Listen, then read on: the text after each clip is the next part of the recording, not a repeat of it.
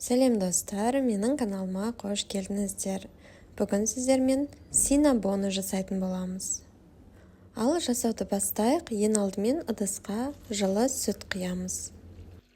Оның үстіне 1 чай қасық ашытқы және де 1 чай қасық тұз қосып, барлығын жақсылап біркелкі етіп араластырып 10 минутқа қойып қоямыз. 10 минут тұрғаннан кейін оның үстіне ерітілген сары майды қосамыз және де қант қосамыз. Барлығын біркелкі етіп араластырамыз. Қант ерігенше араластырамыз. Жақсылап араластырып болғаннан кейін оның үстіне 2 жұмыртқа қосып, жақсылап араластырамыз.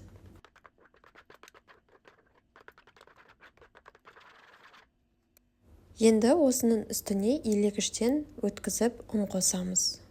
Синнабонды пісіруге қажетті заттардың барлығын видеоның астына жазып кететін боламын, сол жерден көрсеңіздер болады. Алдағы уақытта менің каналымда басқа да көптеген рецепттер шығатын болады. Жоғалтып алмас үшін менің каналыма тіркеліп кетуді ұмытпа.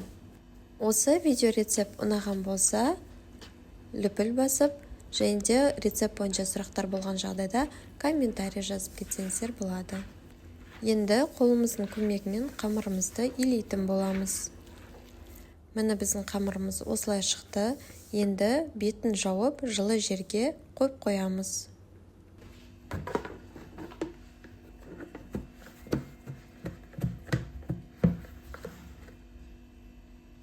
Қамыр көтерілгенше салмасын дайындаймыз. Салмасына бізге 3 чай қасық корица қажет болады және де қант қосамыз. Мен 7 чай қасық қант қосқан болатынмын. Тәтті болғанын қаладым. Аз қоссаңыздар да болады. Біздің салмамыз дайын болды. Міне біздің қамырымыз көтерілді. Қамыр 1 сағат тұрған болатын.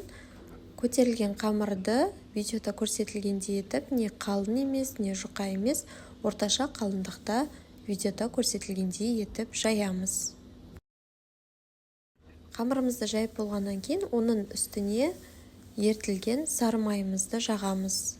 Сары майды қатты ерітпей, бөлме температурасындағы сары майды жағып шықсаңыздар да болады. Барлық жеріне жағып болғаннан кейін жаңағы дайындаған салмамызды салып шығамыз.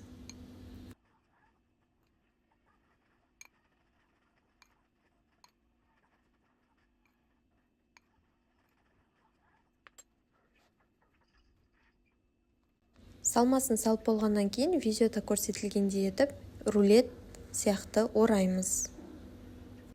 Орап болғаннан кейін әр бөлікті жіптің көмегімен бөлетін боламыз.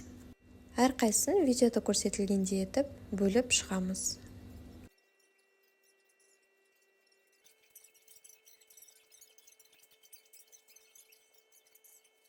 Бөлінген синнабондарды пергамент қағазы төселген листің үстіне қойып шығамыз.